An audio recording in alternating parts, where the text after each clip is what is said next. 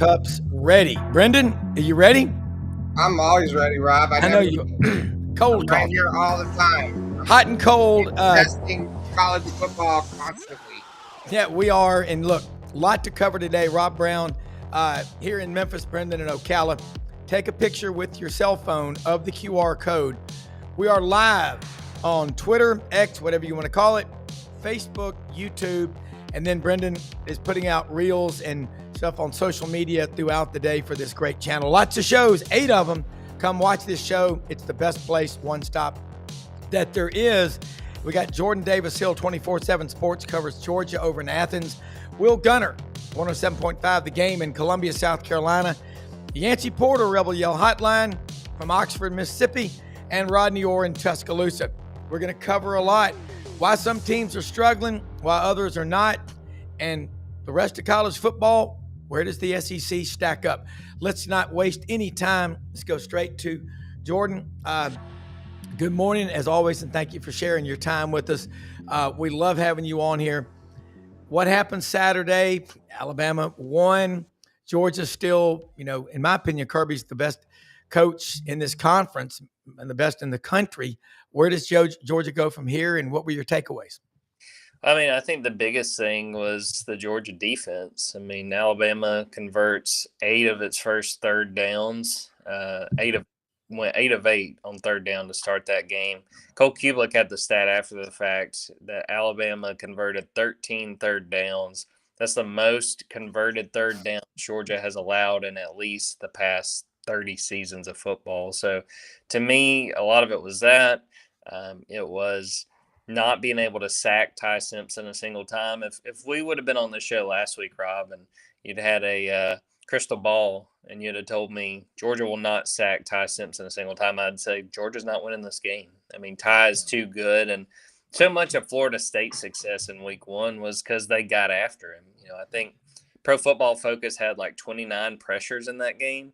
I mean, just an unbelievable amount, and I think Georgia had like 11, and again, did not sack Ty Simpson a single time. So, I know fans are frustrated about some of the missed opportunities. Talon Taylor had a huge drop. Nate Frazier has a fumble that Alabama converts into 3 points, and you wind up losing a game by 3 points. Those loom large, and the 4th down play where they get stopped short with Cass Jones, a lot of missed opportunities. But to me, if we're looking long term, if we're looking at what's next, it's the Georgia defense has to respond. Yeah. 2 bad starts to games in a row, Tennessee and Alabama. They have to clean things up if they're going to contend, if they're going to bounce back and truly be a playoff contender. We had Ellis Johnson and Pete Cordelli, my coaches, on yesterday, and that's what they were talking about, Georgia's secondary. And Ellis said, in the past, Georgia had a defensive front 7 pass rush that would just smother you. It's not there, and at least the depth isn't there. Who are some guys you think are moving forward in the right direction up front on defense? Well, I mean, it's kind of waiting to see because, the secondary did not play well, but I feel like, and I wrote about this on Monday when I did my rewatch story, a secondary can only hold for so long. You have to make the quarterback get the ball out of his hands, and you got to pressure him up front, and they're just not doing it. I mean, looking at Saturday, the guys that I thought played pretty well, Joseph Jonah-Ajayi, I'd be expecting to see him play some more. Quintavious Johnson had some moments, his biggest one, a 4th down stop when Alabama just looked really disorganized when they tried to go for it on 4th down, kind of hurried the play up right before the play clock expired. And Quintavious came around and made a play. Jordan Hall made some plays late. We had a chance to talk to him on Monday, and he gave us some great stuff. Jordan Hall is one of the best speakers on this team, and a guy that just kind of calls it like it is. But they need some guys up front to step up. They need some of these. I think especially interior defensive lineman Jordan Hall. Christian Miller is supposed to be a game wrecker, and he had a quiet day. And you can't do that against a team of Alabama's caliber. Maybe letting Elijah Griffin play some more. We saw some of him, but he's still just a true freshman, still kind of learning his way. So they've got a lot of options, but, I thought that a defensive line that has some guys I'm pretty high on and guys that I think can make plays, they were too quiet. And you we saw what Ty Simpson had done the 2 games after Florida State, UL Monroe and Wisconsin, and he had all kinds of time. And I mean, it was pretty obvious to me. And this is just a pretty easy explanation for playing a good quarterback. You give him all day, he's going to kill you. And they could not get to him. And Ty Simpson had probably his best game to date as a member of the Crimson Tide. And that's why Alabama won the game. Yeah, and that's the one thing. My takeaway from that Florida State loss, everybody was pushing the panic button. And you know how fans sometimes overreact. And I was like, the one guy that never stopped hustling was Ty Simpson, coach's son, 4th-year junior. And I bet you if Kalen DeBoer had his way last year, he would have wanted to have a guy like him or Austin Mack because that's more suited to what he does. All right, so Georgia's got Kentucky coming in this week. The last 3 times up in Lexington, Georgia's won them all, but they've all been really close. Brad White, defensive coordinator for Kentucky. Does he not make the trip when they go to Athens because it's completely different? Georgia rolls in this series, but this is more, I think Georgia wins big, but isn't it more about Georgia getting better for Georgia for the other games down the road? Not that this game doesn't matter, but it's not like Alabama. No, I mean, and I think you look at this Kentucky team, they just, to me, seem kind of discombobulated. I mean, 4 turnovers in that loss to South Carolina. I think Mark Stoops' days are numbered. I just don't think things are working out there. And I mean, this is an opportunity to bounce back. And I am fascinated to see the first half for Georgia on both sides of the ball because just the way this is set up, this feels like a classic Georgia leads 10-0 at halftime and the fans are upset and, that they're not getting anything. But, they need a boost after last week. I think, everybody around this program has heard for, since Saturday night, you guys just can't beat Alabama. And there's no retort to that. What do you say to that? It's true. They've beat them 1 time in 11, meetings, and they've lost, I think, now the last 2 games against Alabama. Last 3 with the SEC title game last year, and then last year's regular season meeting, I should say, and then Saturday. But this is an inferior opponent that's coming to your place. It is an early kick, and I'm also interested to see what the fan turnout looks like because fans are upset because of how that game played out, and I think rightfully so with some of the mistakes that were made. Georgia just got to go out there and play to its caliber. If they play and don't sleepwalk, this should be at least a 14, 17-point win and putting themselves in good position before a huge game on the road at Auburn. But if you look sluggish, if you start slow, there's going to be some frustration just with the nature of how last week played out and what's still ahead. Yeah, let's talk to you about the receivers. Noah Thomas, Zachariah Branch came in. That was expected to be an upgrade. What kind of grade did you give them versus Bama and up to this point overall grade? Zachariah Branch has played really well, and he made some big plays. I mean, he had a 3rd and 11 catch in the 4th quarter that, I mean, it looked like something out of Madden. Yeah. I mean, he made a great play. Noah Thomas is just MIA. He just has not been a factor, and it's twice now Kirby's been asked about it, and Kirby's kind of given the same response that basically he's been in games in certain situations, and there's been opportunities to throw to him deep, and it's just not, whether it's pass protection or, whatever has not worked out where they could get Noah Thomas the ball. So I think what it comes down to with Noah at this point, you look at him compared to Colby Young, they have very similar attributes, big receivers. And I think Colby's the more experienced guy, and Colby is maybe Georgia's top receiver right now. Him and Zach Branch are really close, but just Colby's very consistent. I mean, he made a great play. He sold a slant against Alabama on Saturday and then turns it upfield with a sluggo and turns it on and makes a play and scores Georgia's first touchdown. I think their characteristics and their attributes are so similar that Colby's getting the majority of those reps, and Noah's going to get his chances, but that Colby's the guy they're going with, and I think rightfully so. Colby has had a great start of the season. All right. Then you look at the running back room. we know that Georgia hadn't had 1,000-yard rusher since 2019, but it's running back by committee across the board. And you're not going to see many guys with 1,800 like Ashton Genty last year at Boise State. But is that running back room improving? Because Georgia, was running for about 195 yards a game. They had a great game against Alabama. I mean, Yeah. I'd say one of the brightest spots. But the question now is how exactly they use this running back room going forward. And I say that because Nate Frazier fumbled again. And Nate has had fumbling issues since he got to Georgia. And that was a huge play in the game. And he didn't get any carries after he fumbled the football. Now, Kirby said after the game that was because they were riding the hot hand with Chauncey Bowens. And there's a case to be made there because that was by far Chauncey Bowens' best game as a Bulldog. Just showed quick acceleration, ability to get to the edge. I mean, they were having real issues with him. And his play was a big part of that third quarter, why Georgia closed the gap and why Georgia made it a game.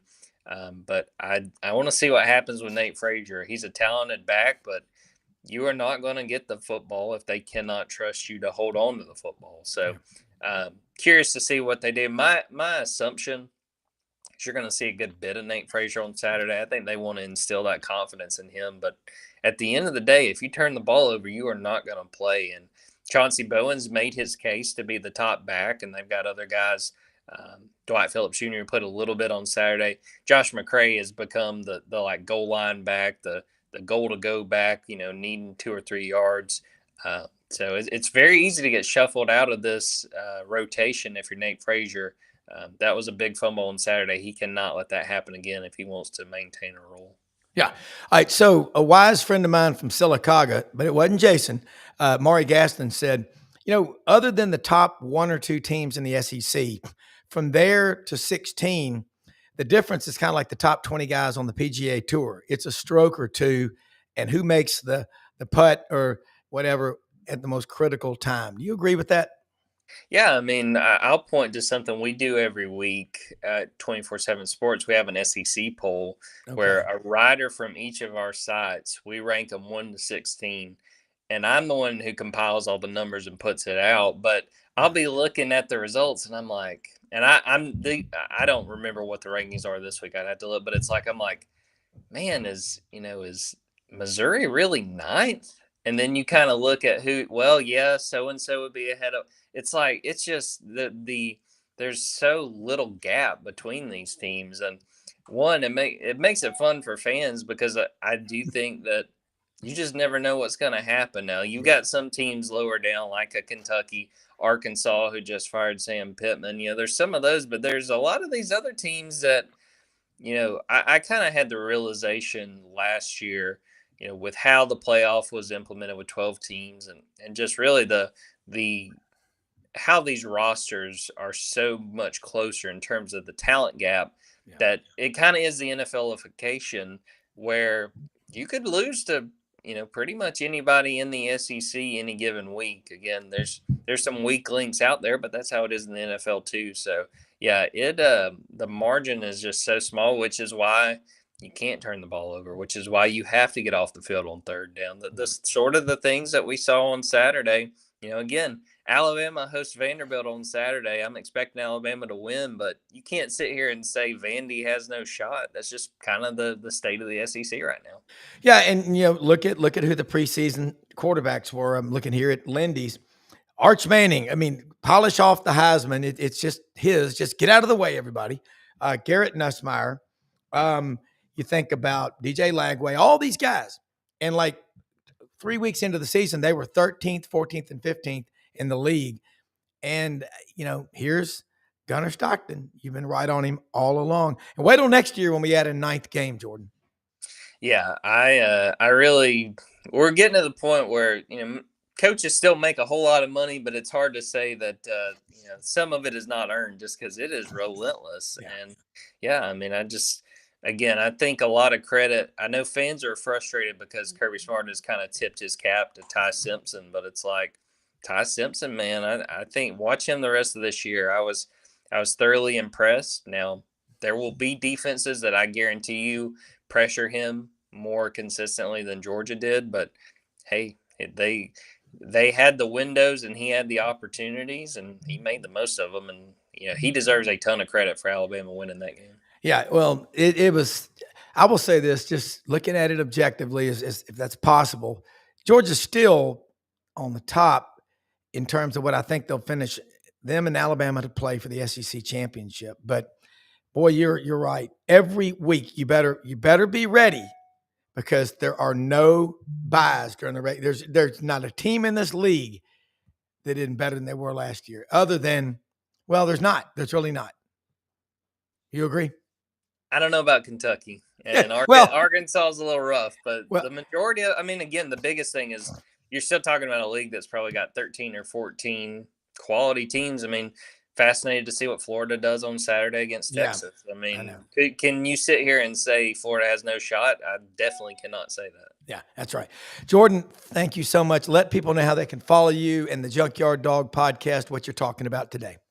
Definitely dogswing47.com on Twitter, at Jordan Davis Hill on Twitter, at dogswing47. And yeah, we will record another Junkyard Dogcast podcast today, 12 p.m. Eastern, 11 a.m. Central. Alabama wrap up, share what Kirby Smart and the players had to say about Kentucky, give a little bit of a preview to that game on Saturday. So yeah, one of the things when a team loses, there's no shortage of stuff to talk about. So we've stayed busy with stories and podcasts, and we hope the folks will tune in and check out what we got. Well, it's the passion that keeps losing from becoming a habit. See, that's the passion. I know the coaches, and sometimes we wonder we're crazy, but it's fun. Jordan, thank you so much. See you next week. All right, see you guys. All right, Wil Gunter comes in 107.5. The game in Columbia, South Carolina, should join us here momentarily. There he is. Will, talking with Jordan Davis Hill over in Athens about Georgia. Now we'll flip over to Columbia, South Carolina.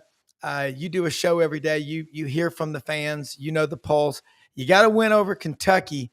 What were your takeaways, and how did Lenora Sellers play up to the standard? And here's another thing I want you to address too. You talked about it. You were dead right before the Vanderbilt game. The 17-point trend on offense for South Carolina. Kind of talk about what's going on with the offense and how they pull out of this. Yeah, and what is it? They scored 35 points on Saturday night, but only 21 of them was offensive points. So that's still barely breaking that 17-point threshold. They did score 20 points in Missouri. So it's not like they've all of a sudden exploded over that 17-point threshold that I was telling you about. But obviously, anytime you get a win, no matter whom it's against in this league, I think you celebrate. And when you get a bye week following up to that victory, that's an even better situation. And that's what South Carolina has. So they will go into the bye week with a chance to have a little bit of momentum, a little bit of confidence in themselves, but also have some stuff on film that they've got to work on. They're 3-2. This is not where they thought they would be coming out of the month of September. I thought 4-1. I had them losing at Missouri. But obviously, not only losing to Vanderbilt, but the way they lost to Vanderbilt still stings. And now you look at what October has, because they'll again get the bye week this week. Then you go to Baton Rouge on October the 11th. That'll be followed up by Oklahoma coming to town on the 18th. Alabama, y'all were just mentioning, coming here on the 25th. And then it goes into November with a trip to Oxford and Mississippi before you get another bye week. So it's a gauntlet coming up right now. And South Carolina can be competitive in those games, but there's going to have to be some adjustments during the bye week. And quite frankly, we talked about this. I don't know if you can make those adjustments in season. We're talking offensive line, maybe scheme changes. These aren't something that can necessarily be made in 2 weeks, but certainly you'd rather go into the bye week with a victory. You'd rather have a above 500 record than below 500 record. And you are right, Lenora Sellers playing a little bit more like the guy that we saw last year, being a little more creative with his legs, improvising a little bit when the pocket broke down, kind of being stronger than the defenders and being able to break tackles. And good to see that. And we'll see if that carries on going into the next 4 games. So you're going to have some defenses with what is it, LSU. All of a sudden, I'm blanking. Baker, Bill Baker, Blake Baker. Blake Baker with what he likes to do with blitzing. He'll get some free shots at Lenore's. Brent Venables, we see what he's doing with his defense. Alabama's taking another step up, and of course Mississippi. So you're going to need that kind of Lenora Sellers if you're going to have a chance maybe split this upcoming run of games here with those 4 teams. Yeah, I mean that is a gauntlet, and again, can't get logo fever. Just play them one at a time. When you look around the league this year, one thing, special teams are below average for sure, and you got to start wondering who is the dominant team in the SEC. I picked Georgia to play Bama. I picked Georgia to win it all, so I got to stick by that. But I did pick Bama Friday. Okay, now you look 1 through 16. Jordan reference, Kentucky and Arkansas aren't really that good, but the other 14, most of them are better than they were last year. But that's a heck of a log jam. What's best case scenario for South Carolina this season based on what you've seen up to this point? Well, I mean, best case scenario is that in these 2 weeks they kind of figure things out and they get something situated on the offensive line, and that they play up to the team that was preseason top 12, top 13 in the AP poll, and they run the table out, and we ignore the fact that they got blitzed at home by Alabama and lost to Missouri, and they're 10-2. I don't know how that would work with the SEC championship, but 10-2 would put you in the playoff. That's best case scenario. Yeah. And I said that yesterday on the radio. Yeah, that was the thing about beating Kentucky. Technically, all South Carolina's goals are still in front of them. You can still potentially win the SEC. I don't know how that would work with 2 losses in this league now, but you can go to the college football playoff. Your goal of beating Clemson is there. So the odds, the percentages of it happening, probably single digits, in my opinion, and I think Vegas would probably agree with me. But yeah, that's best case scenario. Um, you know, the other scenario is, quite frankly, I think in this day and age, is to make sure you go to a bowl game. I know a lot of people say bowl games don't matter, but you certainly would rather go to a bowl game and have those extra practices than you would not go to a bowl game and be home for the month of December, and your players be wandering aimlessly around their hometowns with their buddies, and their buddies are going, "Hey, maybe you should go play for that school over there. Look, they're in a playoff," and all of a sudden your players, you don't have control over them, and next thing you know, they're in the transfer portal. Yeah. So I don't know. I think that's a thing about college football now that we have to decipher. Is there a difference between going 9-3 and not making the playoff, and going 6-6 and just getting to a bowl game so you keep your players in your facility, and they're not out being distracted by their friends, their family, or whatever during Christmas, who are saying, "Hey, you really ought to think about transferring, or maybe we should get more NIL money or something." Yeah. Well, you look at South Carolina, you're right. Realistically, Auburn could say that. I don't think either one of them will make the playoffs. I think what's really frustrating to me is everybody's, and it's always happened, the pressure, push these quarterbacks. It takes snaps, it takes reps. And I don't know who is the best quarterback in the SEC. It's probably Ty Simpson, a 4th-year junior, a coach's son.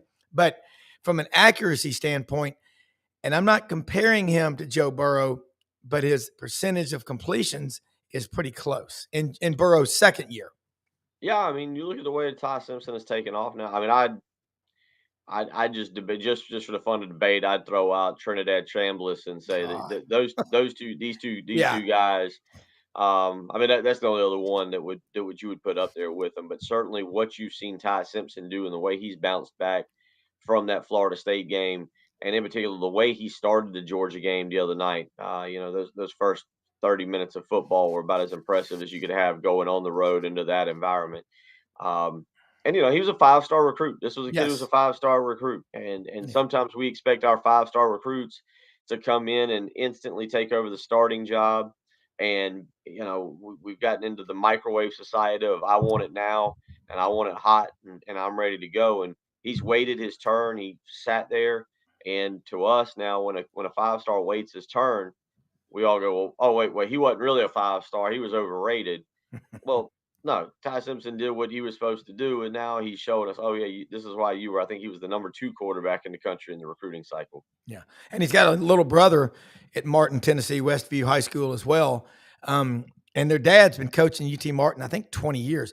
All right, looking at South Carolina, did you like the permanent opponents and all the stuff, the annual opponents that you got on the future schedule? I mean, did anybody really come out way ahead or way below?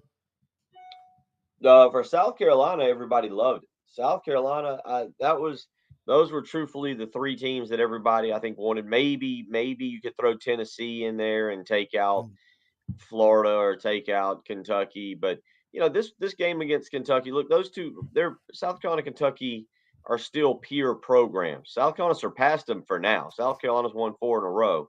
But that little series, and you saw it on Saturday night.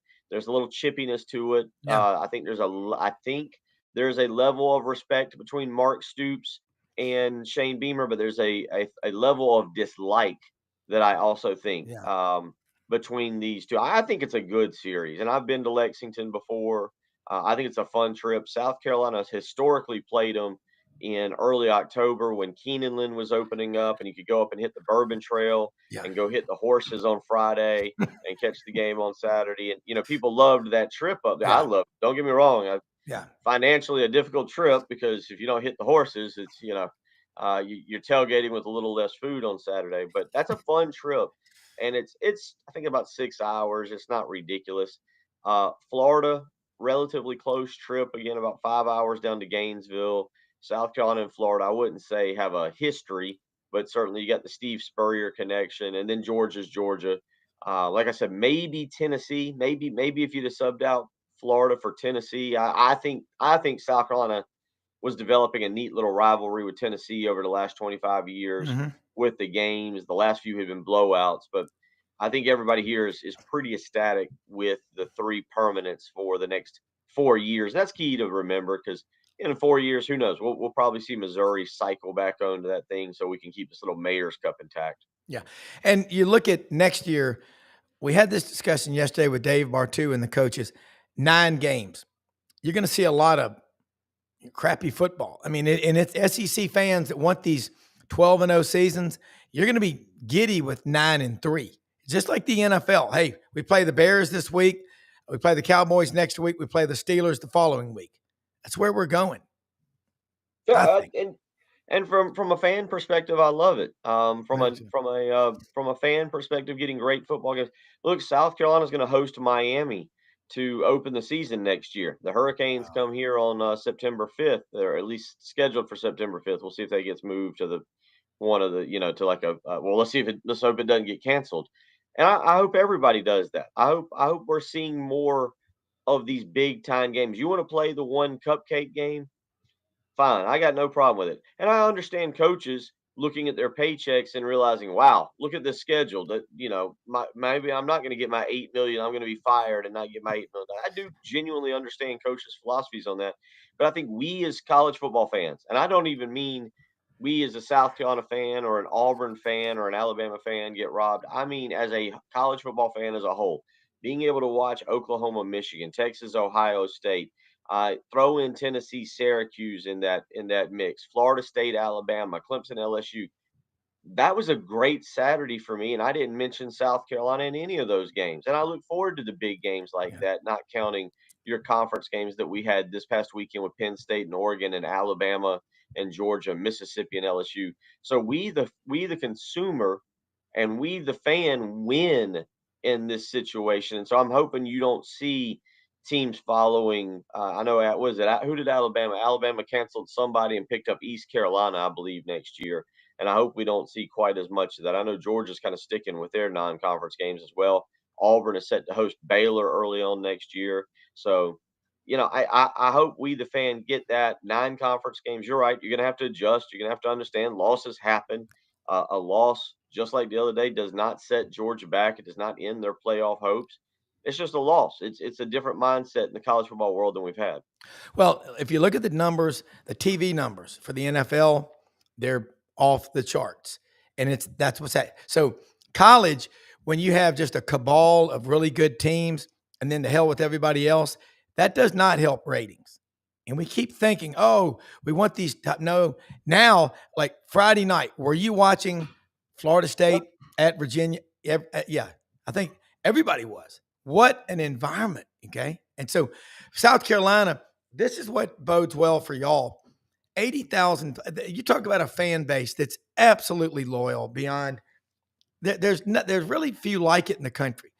You got everything in place, and there's talent. you're right in the middle of all the players.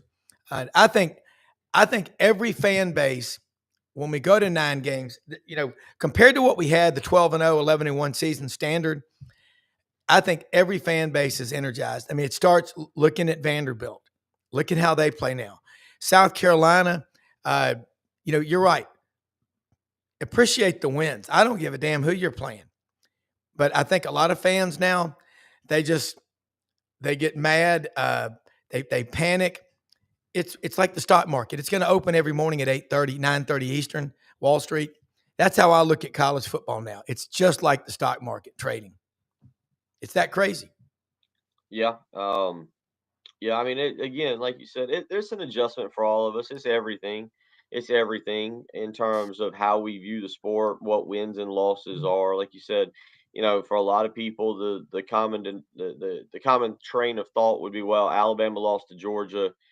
That pretty much, excuse me, I'm sorry, Georgia lost to Alabama. That knocks Georgia out of the national championship picture because for what, 40, 50, 60 years, that's what it was. And then, in about 2012, 2013, that started to evolve a little bit. I think actually before that, whatever. And now it's really evolved to where, hey, Georgia lost, pick up the sticks, move on. You got another game you got to play this week. You got to play Kentucky.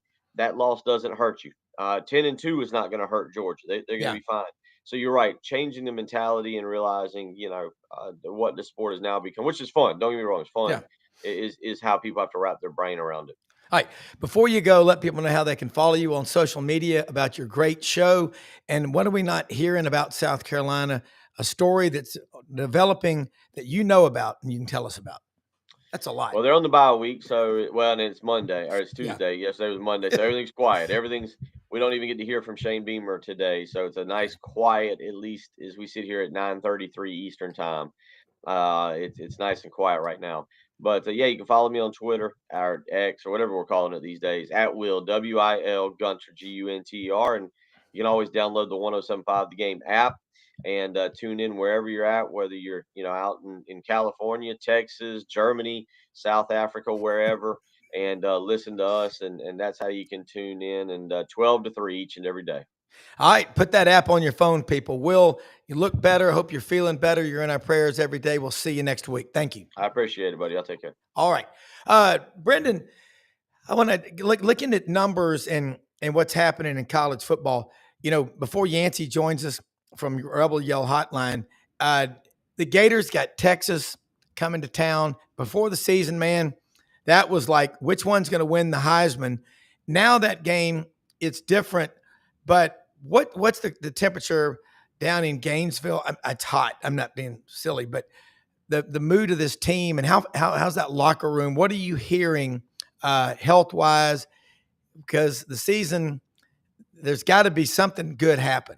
And is this the game where they turn it around? You think Florida shows up and plays the best game they've ever played? Best game they've ever played? This season, at least. I mean, you'd hope. I mean, you got to hope. You got to have hope. Yeah. But, I felt like since I've started this with you, Rob, it's like I've watched like the different phases of where, different programs are, like Auburn, and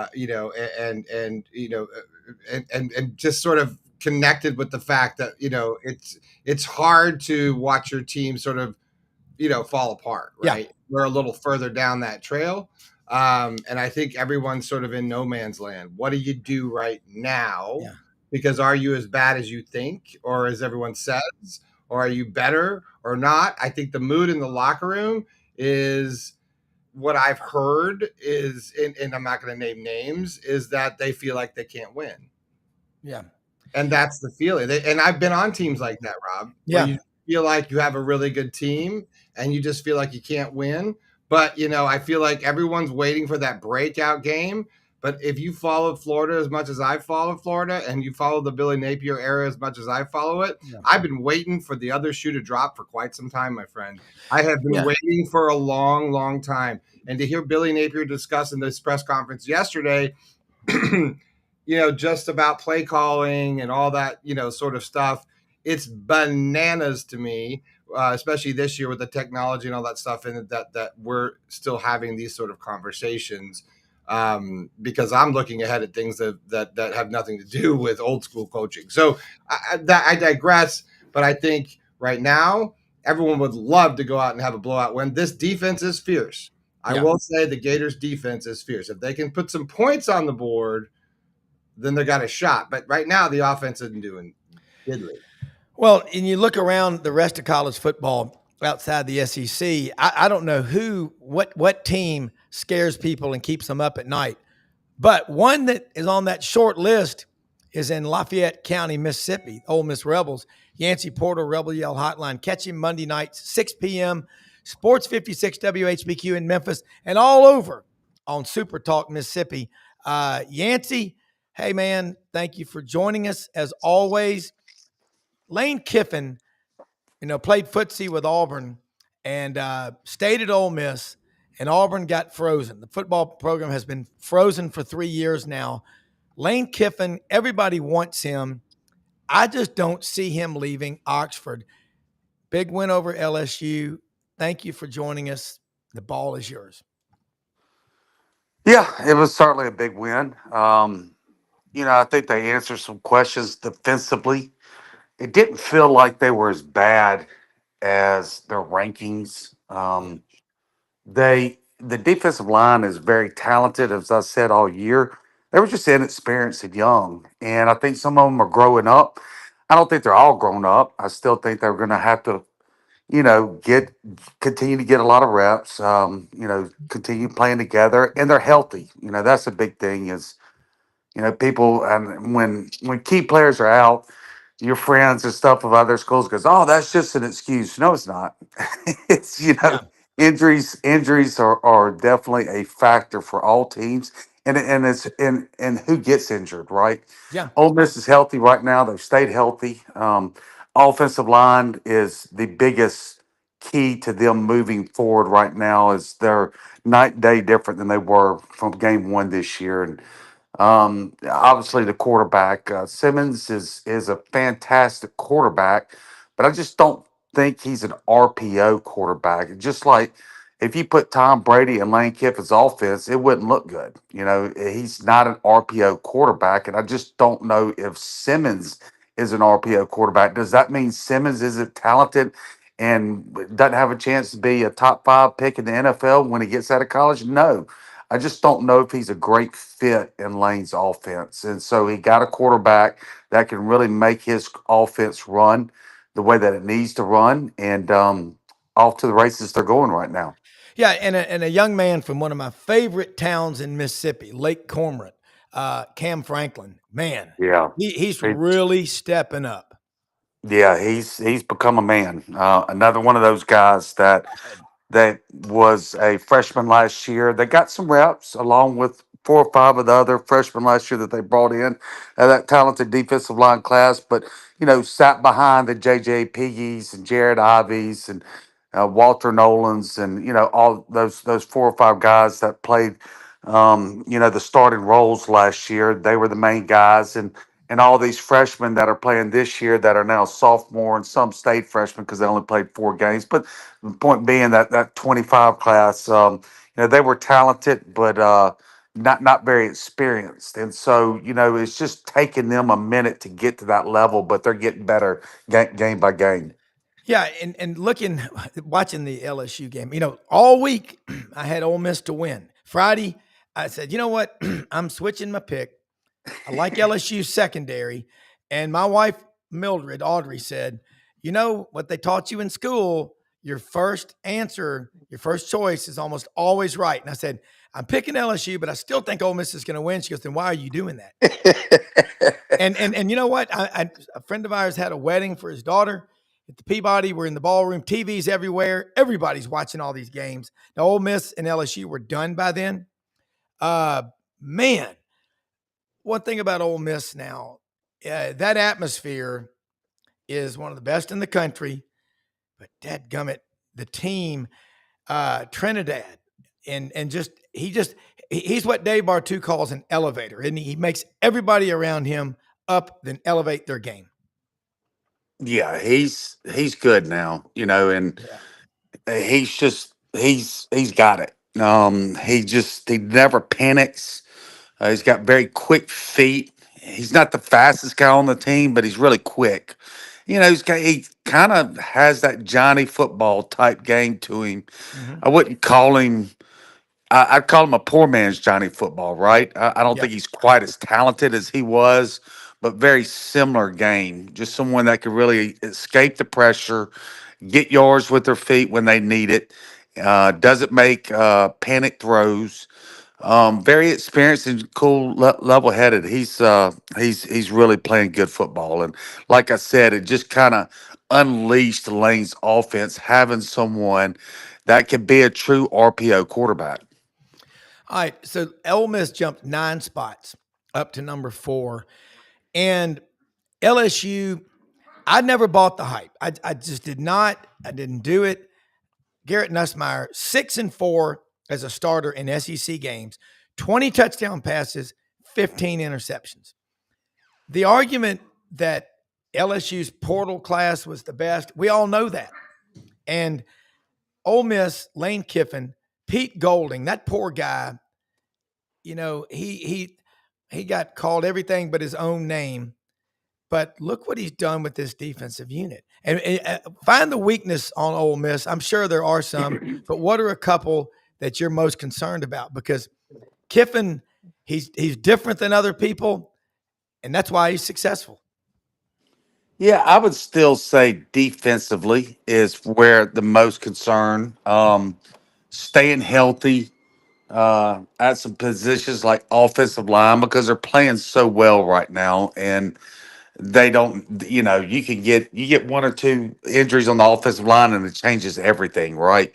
And they're playing the same 5 guys. I think the last 2 games they played every snap together. They played 90. The 5 starters last game. So, Lane uses the NFL model. There is not a lot of subbing going on, especially on the offensive line. Now he subs on defense more freely than he does on offense, but it is a pro model. So that would be my worries going forward. Keeping that offensive line healthy. Can't really afford many injuries at linebacker would be another spot or safety. So it's just really kind of staying healthy at some spots would be what I look forward going forward. And it's really hard to stay healthy at all the spots, right? Very few teams ever do that. Well, you're right. And I keep bringing this up, special teams. Can you name the best field goal kicker in the SEC anymore? I mean, can you name how many schools? LSU doesn't have a running back. South Carolina struggles to find a running back. It's a different league. And your thoughts on Ole Miss's permanent opponents and the 9-game schedule next year? Because, since all that happened Tuesday night after you had gone to bed. Yeah, well, I mean, State and LSU, that's definitely Yeah. makes perfect sense. I mean, that's their 2 biggest rivals, period. Rather, there's other schools like Alabama and Auburn and Arkansas that, Ole Miss fans love to play. The 2 biggies are always going to be State and LSU. So they held on to their 2 biggest rivals. So that's what matters the most. But then the third one, Oklahoma, threw everybody for a curveball, and nobody understands why they were selected. Everybody thought it'd be Arkansas or perhaps Vandy. I was rooting for either Tennessee, Alabama, or Auburn. But Yeah. it is what it is. It's not going to be a perfect world whenever you're adding teams, and there's going to be more teams added. And after the end of the 4 years, they'll change it up again. So it's just 4 years. Who cares? Yeah, and you get to play everybody in a 4-year cycle, home and away in the league, regardless. That's So right. I And think, it's just 4 years. That's all yeah, it is. They don't kid yourself. The conferences are not staying put. They're going to add more teams. yeah, there will. And I'm not going to be surprised at all if Clemson and Florida State don't come in this league, or North Carolina and Virginia. That will be interesting. Yancy, looking around the country, and Rodney Orr should join us momentarily from Tuscaloosa, Tighter Insider. Looking around the big picture outside of the SEC, who's the best team or two out there? I know we have rankings, but I want the Yancy rankings, the Yankings.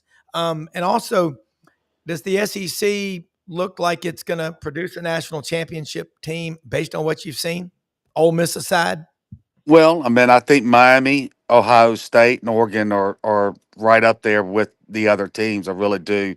This Miami team looks really, really good. Now, Good. as soon as I say that, they'll lose to Florida State coming up, but I think Miami is legit. And look, there are no great teams this year. There just aren't. There's 5 to 8 really good teams, but there are no great teams. This is the NIL portal era, and it's really in full effect now. And I don't know if we'll ever see just a great team again. So it's going to be the staffs that can hide their weaknesses the best, and avoid key injuries, and that's going to Yeah. be another thing going down the stretch. Yeah, I like that, hiding your weaknesses. And you look at this Ole Miss team against LSU. Where did LSU, because they got all the hype, but where did they have a clear advantage, offensive, defensive, special teams over Ole Miss Saturday from what you see? Because I know you're from Hattiesburg, and that just makes you a little bit smarter. Well, I think with LSU's, they don't have any Malik Neighbors type wide receivers, right? They don't have um, the special wide receivers that they've had in the past. They don't have the special skilled players on offense at running back or wide receiver. And that's really holding them back because they've got issues on the offensive line. I mean, Ole Miss was rushing three all day long. I believe they brought more than three 6 times the whole game, and they got pressure on 50% of those snaps.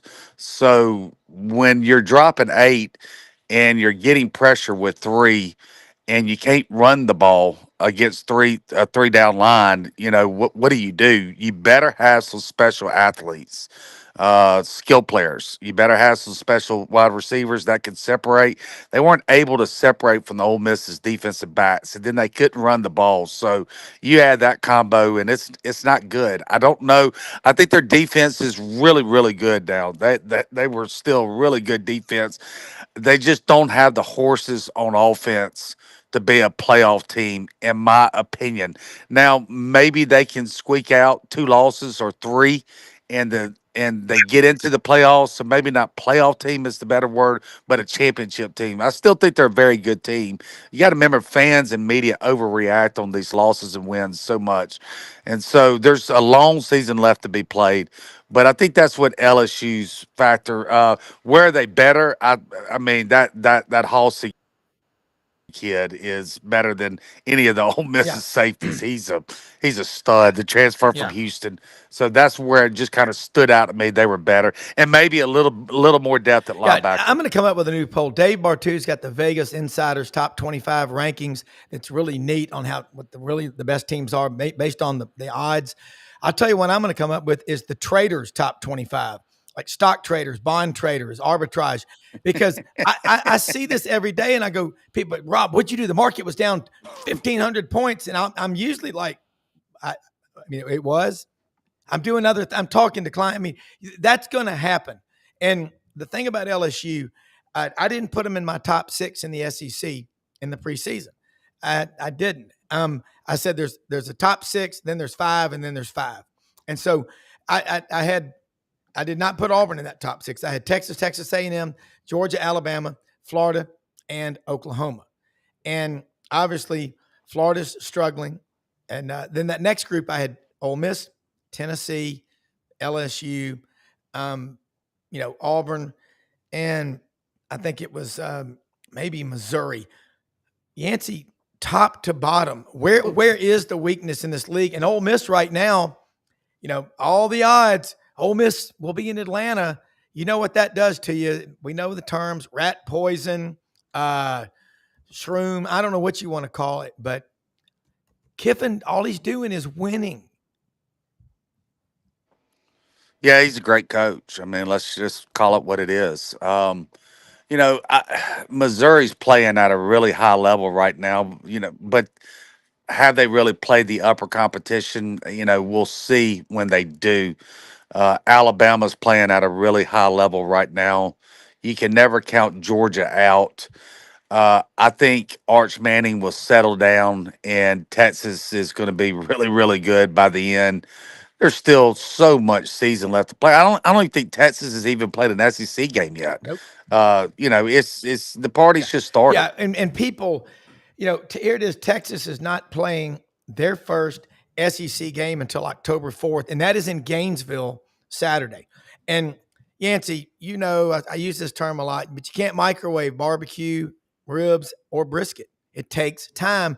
But who's willing to give a quarterback time to develop? But if you got a defense like Texas does, that's in your favor. Okay. So what with Ole Miss? Yeah. It is. But let me say something about that matchup. There's a reason why that line's only 6.5. That is the fishy line of the week is that one right there. Although you could say the same thing last week with Arkansas and Notre Dame when that line was only 4 and Notre Dame just blows them out.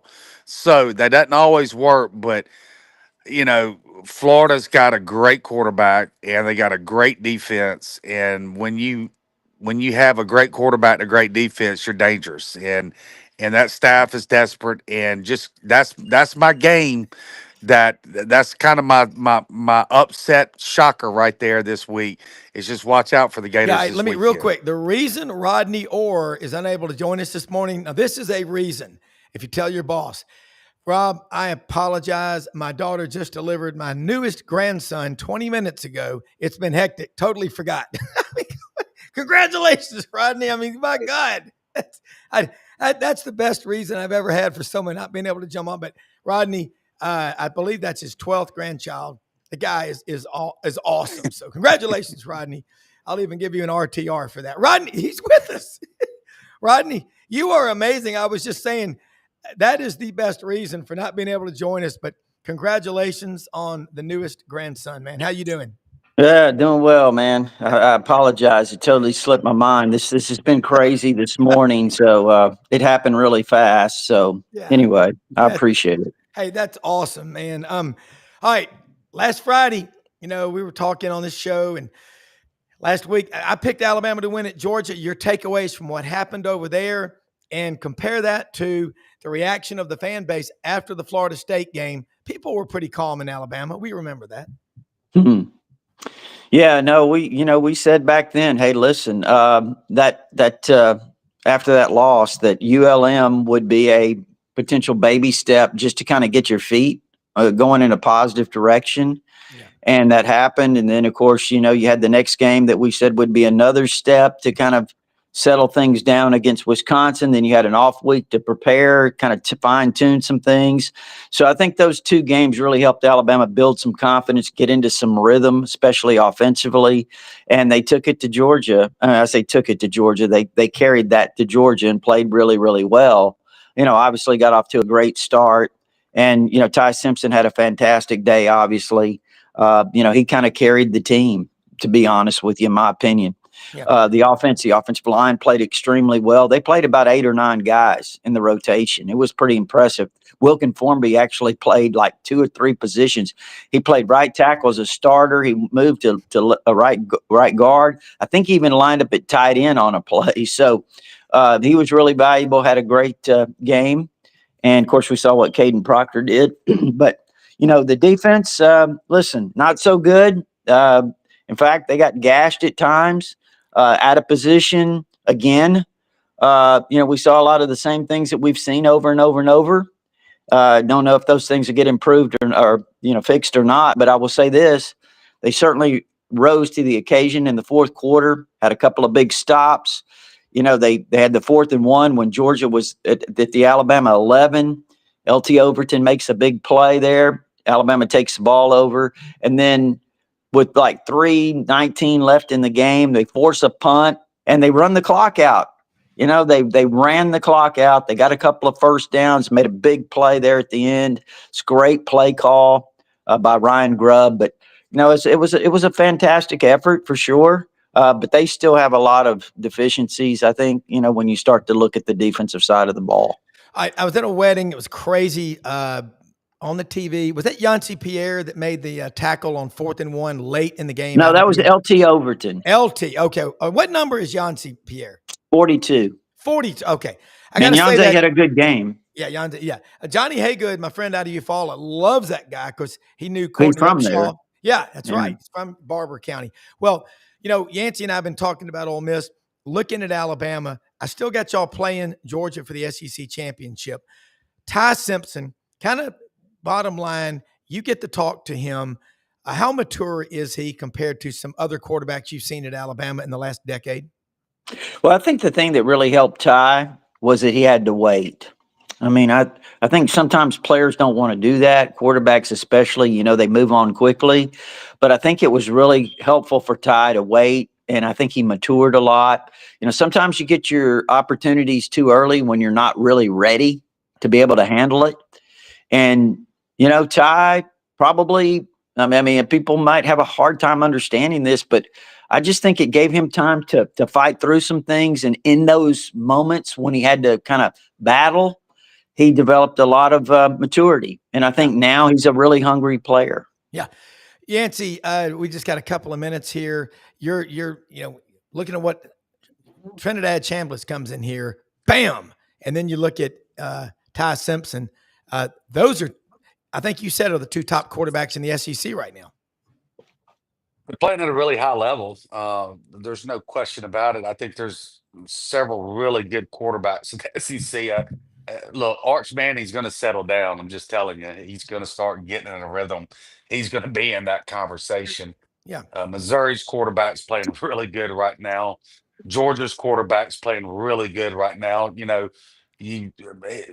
Rodney said something about Alabama's defense, but look, Georgia is going to do that to anybody's defense. They're just that is a really good offense, and so it's wide open. Again, it's which staffs can hide their weaknesses the best coming down the stretch. That's right. Yeah. And Rodney, look, man, Tighter Insider folks, only $48 a year. Rodney, you are so gracious to share your time with us. And before you go, just do one thing. Tell people a story about Alabama they're not paying attention to. They better, because it's going to be a big deal as this season goes on. Wow. Well, man, Alabama is this. They learned some lessons last year.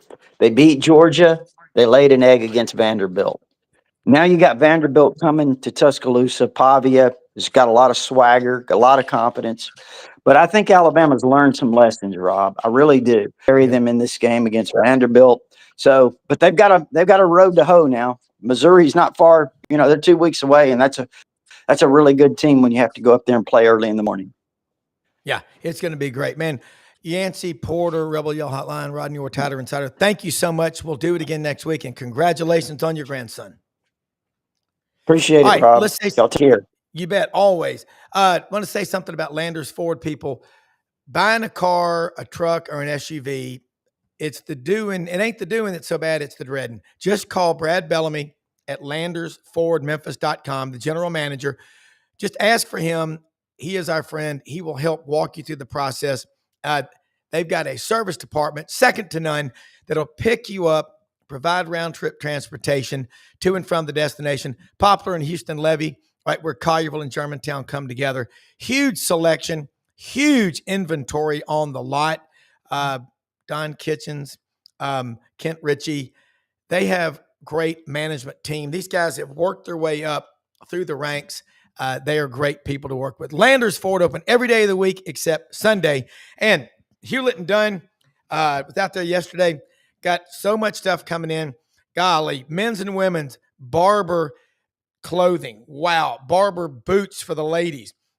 Filson shirts. The Duckhead selection. The canvas jackets are coming in the next couple of weeks. The pants. The Genteel. Oh, my gosh. These pants, they are so nice. Genteel. The Genteel blazers. Genteel hoodies. Genteel polos. Over 7,000 pairs of men's and women's boots. They've got a gigantic selection for you at Hewlett and Dunn on the historic square in Collierville, Tennessee. Open every day of the week except Sunday. Hey, most often we see the face of Christ in the least among us. Find ways to go out and help people every single day. How you fight is how you live. And remember those gummies, Dave Bartu. Hit that QR code and order. They've got topicals for pain relief. Pro Athletes Hemp Association is the real deal. Hey, see you tomorrow, but watch us tonight. Low Down with Lauren Meadows on this channel.